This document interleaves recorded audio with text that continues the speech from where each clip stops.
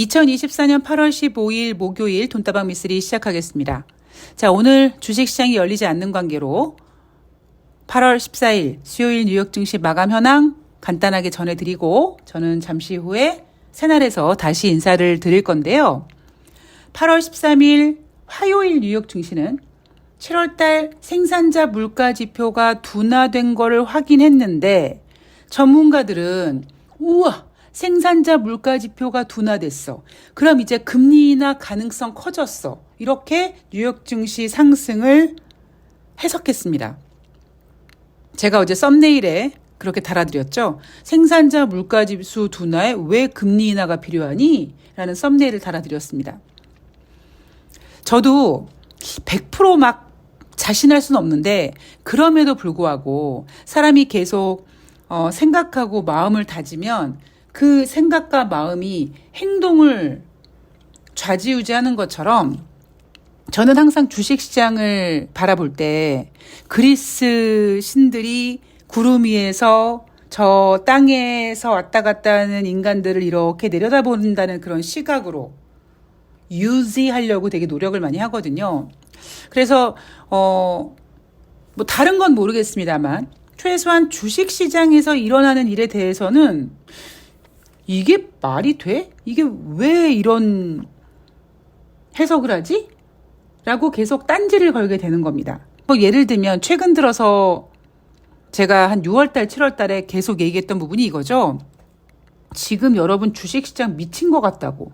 왜냐하면 경제지표가 못 나왔어요. 경제지표가 심하게 못 나왔어요. 그러면 경기 둔화를 걱정해야 되는데 경제지표가 심하게 못 나오면 와 금리 인하할 것 같아. 그리고 주식시장이 올라가는 굉장히 이상한 현상이 벌어졌었거든요. 그래서 제가 그때 여러분들께 여러분 이거는 지금 주식시장은요 제정신이 아닌 것 같아요.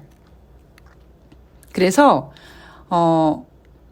무리하시면 안 되고 그다음에 너무 과욕을 부리시면 안 되고 특히 약간 비정상적인 주식시장이다 보니까 악재에 취약하고 그래서 한 번 빠지면 쭉 밀릴 수 있고 조심하셔야 된다라는 이야기를 그래서 계속 해드렸었습니다.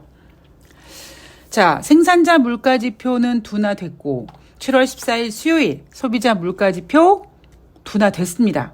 그런데 오히려 주식시장은 오르긴 올랐는데 왜 화끈하게도 못 올라가지? 하고 증시가 되게 미지근하네. 왜 이러지? 라고 해석을 합니다.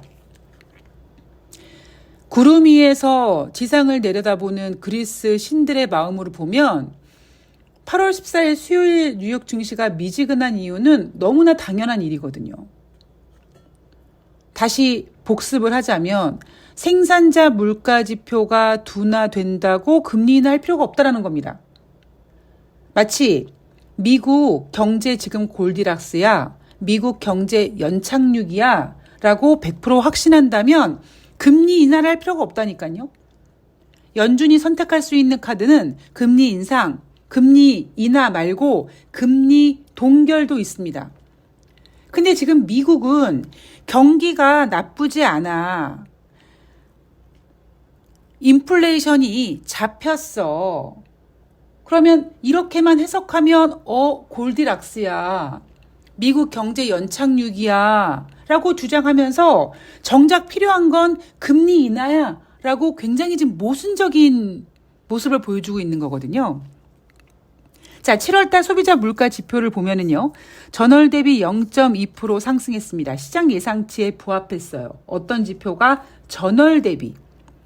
전년 동기 대비로 그러니까 2023년 7월 대비 2.9% 상승했는데 시장 예상은 6월과 똑같이 3.0 정도를 생각했는데 예상보다 둔화된 지표를 보았습니다. 지금 연준은 뭘 원하죠? 물론 금리 인하를 원합니다만 표면적으로는 우리 연준은 인플레이션 목표치가 2%입니다 라고 했는데 드디어 이제 앞자리가 2자로 바뀐 겁니다. 예전 같았으면 언제였죠, 여러분? 그 소비자 물가 지표가 작년 12월 달인가요? 12월 달에 3.0까지 잡혔던 적이 있었어요. 그래서 야, 드디어 이제 앞자리가 2로 바뀌는구나라고 했는데 올해 1월 달 들어오면서 다시 인플레이션이 상승했죠. 1월 달, 2월 달, 3월 달 3개월 연속 인플레이션 지표가 상승했고 그러자 갑자기 스태그플레이션이라는 단어가 튀어나오기도 했었습니다. 자, 어쨌든 3.0까지 빠졌던 소비자 물가 지표가 다시 반등하다가 4월 달 기준으로 다시 조금씩 빠지더니 드디어 이제 앞자리가 2가 됐어요. 예전 같으면 우와, 인플레이션 잡혔어. 이제 금리 인상 더 이상 안 해도 돼. 이렇게 환호를 해야 되는 거였거든요. 그리고 그렇게 했던 적도 있었잖아요. 그죠? 한때 우리는 연준이 75bp씩, 50bp씩 과격하게 금리를 인상하다 보니까 그냥 금리 동결만 한다고 해도 좋아라 했던 적이 있었습니다. 근데 지금은 인플레이션 지표들이 둔화됐어요. 그러니까 금리 인상에 대한 우려감은 없습니다. 그냥 금리 동결하면 돼요. 근데 시장은 뭘 원합니까? 금리 인하를 원합니다. 마치 쭉 떠밀려서 온 것 같은 작년 11월부터 시작된 2024년 연준의 금리 인하 기대감이 지금 8월 중순까지 쭉 밀려왔는데 이제는 금리 인하를 안 하면 안 될 것 같은 지경까지 온 겁니다. 그리고 이미 제롬 파월 연준 의장이 7월 말일 날 금리를 동결하면서 다음번 금리 인하를 시사했기 때문에 25bp 금리 인하 가능성은 기정사실. 근데 요거 이미 선반영 됐단 말이에요. 그러니까 시장이 원하는 건 조금 더 강력한 거, 조금 더 강력한 금리 인하를 원하기 위해서 우리에게 필요한 거는 경기 침체입니다. 그 모습이 8월 초순에 다 보여줬어요. 그러면 미쓰리 네 말대로면 그럼 경기 침체 나왔으니까 이제 다 정리된 거야? 아니죠. 제가 지난번에 미쓰리가 생각하고 있는 경기 저점에 대한 생각을 전해드리면서 이건 언제든지 변수가 생길 수가 있습니다. 그러니까 어설프게 확실하게 물갈이가 안 된 상태에서 전문가들이 이제 저점 찍었다 다시 올라간다라고 설레발치면 다시 또 물이 더러워지고 그러면 또 다시 빠지고 그러니까 확실한 물갈이가 제일 중요하거든요. 소비자 물가 지표가 둔화됐습니다. 자, 근원 소비자 물가 지표. 변동성이 큰 품목을 제외한 근원 소비자 물가 지표는 전월 대비 0.2% 상승, 전년 동기 대비 3.2% 상승 마감했습니다. 자, 문제는 7월 주거비 물가가 전월 대비 0.4% 상승했는데 6월 달에는 0.2% 상승한 반면 7월 달은 0.4% 그러니까 상승폭이 굉장히 커요. 이번 주에 제가 계속 여러분들께 가스라이팅 하는 부분이 뭐냐면 각도입니다. 각도. 제가 얼마 전부터 목요일마다 발표되는 주간 신규 실업수당 청구 건수 얼마 전까지만 하더라도 전주 대비 4,000명, 5,000명 증가 감소하면서 21만 명, 20만 명 막 그랬단 말이에요. 근데 어느 순간 하고 돌아봤더니 24만, 25만까지 올라왔습니다. 그래서 제가 여러분 이 주간 신규 실업수당 청구 건수의 기준선은 얼마다? 30만 건이다. 그러니까 30만 건이 넘어가야지만 미국 고용 큰일 났네, 큰일 났어 하는 거고 그 전까지는 30만 건 아직 아래 있어요. 괜찮아요. 라고 걔네들이 얘기를 할 거란 말이에요. 그럼 우리는 뭘 봐야 되느냐? 상승폭, 둔화폭, 증가폭, 폭이 되게 중요합니다. 완만한 움직임이 아니라 뭔가 이렇게 급격한 변화를 보여준다라는 건 뭔가 하나 이렇게 삐끗하고 있는 거거든요. 그래서 소비자 물가 지표가 예상치에 부합하는 성적표를 내놓았음에도 불구하고 한편으로는 주거비 물가 같은 경우 이런 거 되게 약간 가파른 것 같아. 그리고 제가 지난번에 발표한 경제지표 중에서 7월 소비자 기대 조사 결과 3년 기대 인플레이션이 전월치 대비 0.6% 크게 줄어들었다. 지금은 폭이 중요하다라는 이야기를 계속 해드리고 있지 않습니까? 물론 전문가들은 그런 얘기 안 해요. 근데 돈다방 미쓰리 방송의 가장 매력 있는 부분은 각도를 좀 달리 보거든요. 그들은 보지 않으려고 하지만, 요거 조금 움직임이 수상치 않네. 요거 왜 이러지? 이런 하나하나의 아주 섬세한 움직임을 모는 종이에다가 계속 그려가다 보니까 그 누구보다 먼저 스태그플레이션을 예상했고 그 누구보다 먼저 8월달 경기 침체에 대한 이야기를 했던 게 바로 돈다방 미쓰리의 매력입니다. 자, 자랑질 그만하고 금리 결정 이야기로 넘어가면 9월달 25bp 인하 확률 64.5%까지 올라왔습니다. 25bp 인하 확률이에요. 자, 50bp 인하 확률은 53.5가 전일 수치였는데 이날은 35.5로 크게 하락합니다. 자, 9월달 금리 인하 가능성 100%인데 문제는 25bp냐 50bp냐 이겁니다. 25bp는 100%예요. 50bp는 아직 100%가 아닙니다. 이날 25bp 인하 확률이 64.5%까지 올라갔다는 거는 금리를 동결하겠다는 의미가 아니라 50bp 인하 확률과 시속 게임을 해서 그런 거거든요. 자, 제가 가장 염려하는 부분. 주식시장은 이 상태로 가면 9월 달에 25bp 금리 인하하잖아요. 그럼 아마 시장에서는 이런 얘기 할 거예요. 지난번에 어떤 증권회사가 이런 쌉소리를 했습니다. 9월 달에 금리 인하를 한다면 하반기에 금리 인하 효과가 나타나서 주식시장이 좋아질 거야. 지금이 매수 기회야. 라고 떠들었던 증권사가 있습니다. 안 그렇다고요. 이미 지금 주식시장은 9월달 25bp 금리 인하는 거들떠도 안 봅니다. 하물며 하찮습니다. 왜냐하면 작년 연말부터 올해 금리 인하 6번, 7번까지 할 거라는 그 엄청난 상상 임신 같은 기대감으로 쭉 끌고 왔는데 에이 그 고작 9월 달에 25bp 저거 누구 코에 갖다 붙이냐? 라고 하는 거죠. 그리고 제가 아까 소비자 물가지표 목록 얘기하면서 주거비 물가가 전월 대비 많이 올랐다. 요거 굉장히 지금 미국 국민들이 생활에 압박을 느끼고 있다는 거거든요. 이유가 뭐겠습니까? 21세기 들어와서 가장 높은 수준의 금리가 유지되고 있기 때문이에요. 제가 항상 말씀드리지만, 그러니까 제가 어제 같은 경우에는 생산자 물가 지표가 둔화됐는데 왜 금리 인하를 왜 해? 아유, 인플레이션 잡히고 있네요. 금리 인상 더 이상 안 해도 되겠네요. 이런 멘트가 나와야 되는데 생산자 물가 지수랑 금리 인하가 뭔 상관입니까? 상관이 있죠. 어떻게? 생산자 물가 지표가 둔화되면 경기 침체 우려가 걱정돼서 금리를 인하해야 되겠다라고 해석하면 문장이 완성이 되는 거예요. 그런데 어제 같은 경우엔 그런 분위기가 아니었잖아요. 그 전에 경기 침체로 하도 그냥 걱정하다가 지난주에 발표된 주간 신규 실업상 청구 건수가 전주 대비 큰 폭으로 줄어들어서 에이 아직 미국 경기 침체 아니야 이렇게 경기 침체 우려를 완화시켜 놓고 인플레이션 지표를 들여다봤더니 어이구 생산자 물가 지표가 둔화됐네. 그러니까 이제 금리 인하 해야겠네 라는 이상한 모순적인 얘기를 하는 겁니다. 생산자 물가 지표가 둔화됐어요. 근데 좀 걱정스럽게 둔화됐다고 하면 금리 인하가 필요하다는 말이 맞는 거죠. 왜? 경기 둔화가 우려돼서 금리를 인하해야 되겠다. 이런 논리면 되는 겁니다. 근데 인플레이션이 잡혀야 되는데 인플레이션이 잡혀가는 걸 보고 있는데 금리 인하를 해야 된다? 이건 굉장히 모순이란 얘기고요.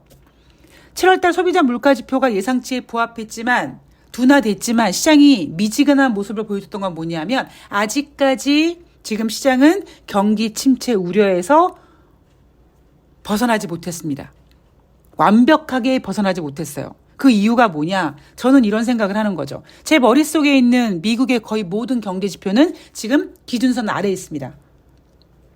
그리고 15일 오늘 밤이죠. 미국은 7월달 소매 판매를 발표합니다. 물론 대선이 앞에 있으니까 소매 판매 예상치를 조금 낮춰놓고 소매 판매가 예상치만큼 나오면 아이고 예상치에 부합했어. 미국 소비가 졸라 견고해. 미국 경기 연착륙 가능해. 이렇게 포장할지 모르겠습니다만 다른 경제 지표 뉴욕 제조업 지표, 그러니까 엠파이어 스테이트 제조업 지표라든가 필라델피아 연방은행 제조업 지표 같은 것들은 이미 바닥을 벅벅 끼고 있기 때문에 소매 판매가 아무리 예상치에 부합하는 정도가 나와도 엠파이어 스테이트 제조업 지표라든가 필라델피아 연방은행 제조업 지표 같은 것들이 부진하면 미국 경제 졸라 좋아 연착륙이야 이런 때랑 못할 거라고요. 즉 다시 얘기하면 정리를 하면 포인트는 이겁니다. 9월 달에 25bp 택도 없어요. 더 강력한 게 나와줘야지만 주식시장이 상승세를 이어갑니다. 더 강력한 거를 얻자니 8월 달에 경기 침체가 짠하고 나타났는데 너무 다들 겁을 먹은 거죠. 그래서 아니야 경기 침체 아니야 경기 침체를 아니라고 토닥토닥 했더니 이제는 또 50bp 금리 인하 가능성이 후퇴합니다. 이러지도 못하고 저러지도 못하고 있죠. 그래서 시장은 50bp 금리 인하를 원하지만 경기 침체 우려로 주식시장이 폭락하는 거는 또 원치 않거든요. 그러니까 제가 늘 얘기하는 게 사람이나 주식이나 내가 뭔가를 얻기 위해서 뭔가를 희생해야 되거든요. 세상에 공짜 점심이 없고 날로 먹는 거는 회가 제일 맛있는 거라고 날로 먹는 게 없는 것처럼 내가 주식시장이 50bp 이상의 금리 인하를 하고 그로 인해 뭔가 인플레이션도 확실하게 잡히고 어느 정도 주식시장이 흥분 모드 그러니까 이 거품을 다 제끼고 좀 이렇게 침착하고 얌전하게 움직이려면 경기 침체라는 녀석을 한번 몸살 앓듯이 앓고 조용히 들어가야 되는데 시장은 그걸 원하지 않다 보니까 경기 침체 우려감에 발작하고 경기 침체 우려가 아니라고 하니까 금리 인하가 후퇴되고 굉장히 모순이 지금 벌어지고 있는 겁니다. 자, 모건 스탠리가요. 9월 달 FOMC 회의가 열릴 때까지 5주간 대부분의 지표가 경기 침체를 가리킨다면 연준은 더 공격적으로 금리를 내릴 수 있다. 이게 여러분 미쓰리가 하고 싶은 얘기인 겁니다. 8월 달에 FOMC 회의가 없습니다. 9월 달 FOMC가 열 때까지 5주 남았습니다. 그런데 지금 현재처럼 경기 침체 우려를 완화시키기 위해서 미국 경제가 조탄 타령을 계속하게 되면 결국 9월 달 25bp밖에 인하하지 못합니다.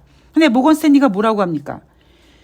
5주간 대부분의 지표가 경기 침체를 가리킨다면 연준은 더 공격적으로 금리를 내릴 수 있다. 이 얘기는 다시 얘기해서 더 시장은 공격적인 금리 인하를 원하고 있다는 얘기를 하고 있는 거잖아요. UBS는 투자자들은 변동성 기간에 과잉 반응하는 것을 멈추는 게 낫다라고 얘기하고 있습니다. 저는 모건 스탠리가 지금 그나마 미쓰리 시황과 가장 적합하게 보고 있다고 생각하고 있어요. 뭔가 전문가들이 이상한 쌉소리들을 막 해요. 주식시장이 상승했는데 왜 상승했지? 경제지표가 안 좋아서 경기 둔화 우려가 커져서 주식시장이 상승했던 적이 있었습니다. 두어 달 전에. 미친 거죠. 그때 사람들은 와 경기가 둔화됐어. 그러니까 금리 인하할 거야. 그러니까 오로지 금리 인하에만 꽂혀서 경기가 둔화되고 있다는 걸 놓친 겁니다. 그러다가 8월 달에 경기 침체 우려가 커진 거예요. 그냥 경기 침체가 우려됩니다 하고 주식시장이 좀 어느 정도 이렇게 거품 빠지고 9월 달에 50bp 인하하고 그러면 그 사이에 좀 이렇게 여유롭게 이렇게 물갈이 되고 이렇게 완만하게 가면 되는 건데 투자자들은 그 꼴을 못 보는 겁니다. 그러니까 경기 침체 우려도 부정하고 경기 침체 우려를 부정하니 금리 인하 가능성은 25bp에 머무르고 있고 주식시장은 25bp 금리 인하 별로 좋아하지 않고 더 강력한 걸 원하고 있고 이런 상황이 벌어지고 있는 겁니다. 굉장히 재밌죠. 굉장히 모순적이고. 그냥 여러분들은 경기 침체 그냥 우리가 조금 더 강력한 금리 인하를 얻기 위해서 겪어야 될 몸살 같은 거다. 미쓰리가 그랬어 라고 넘어가시면 되는 겁니다. 근데 사람들은 그게 안 되거든요. 왜? 이렇게 이상하지 못했기 때문에. 증권사들은 3,100포인트, 3,150포인트 떠들어댔기 때문에 경기 침체 우려를 금리 인하를 하기 위해서 사용하는 그 용도로 머리가 안 돌아가는 겁니다. 자, 조금 더 경기 침체 우려가 나와줘야 됩니다.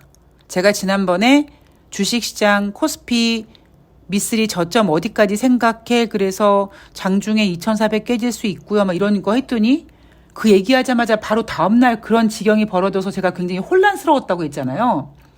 잠깐 동안에 영업일수란 보름 정도 동안에 510포인트 정도의 변동성은 보였습니다만 그 과정에서 조금 뭔가가 시간이 더 필요한데 너무 시간을 벌지 못한 상태에서 훅 하고 빠졌습니다. 어느 정도 물갈이는 됐지만 어설프게 이렇게 훅 빠졌다 다시 올라온 상태에서 전문가들이 이제 바닥 찍었어요. 이제 변동성 기간에 과잉 반응하지 말아요 라고 얘기하면 또 사람들이 막 흥분 모드가 되면 어항은 다시 더러워집니다. 그래서 아직 조금 더 경기 침체에 대한 이야기를 우리는 소화시켜야 되고요. 그 경기 침체 우려에 대해서 너무 걱정하기보다는 지금 너무 높은 기준금리가 유지되고 있으니까 이 금리를 낮추기 위해서 우리가 당연히 겪어야 될 숙제다라고 생각하고 좀 여유로운 호흡으로 가시면 될 것 같습니다. 자, 오늘 돈다방 미쓰리 8월 14일 수요일 뉴욕 증시 마감해랑 여기서 마칠 거고요. 저는 내일 과연 미국의 소매 판매 그리고 다른 경제 지표 어떻게 발표되는지 잘 정리해서 내일 방송에서 해드릴 거고요. 저는 잠시 후에 5시에 새날에서 인사드리도록 하겠습니다. 고맙습니다.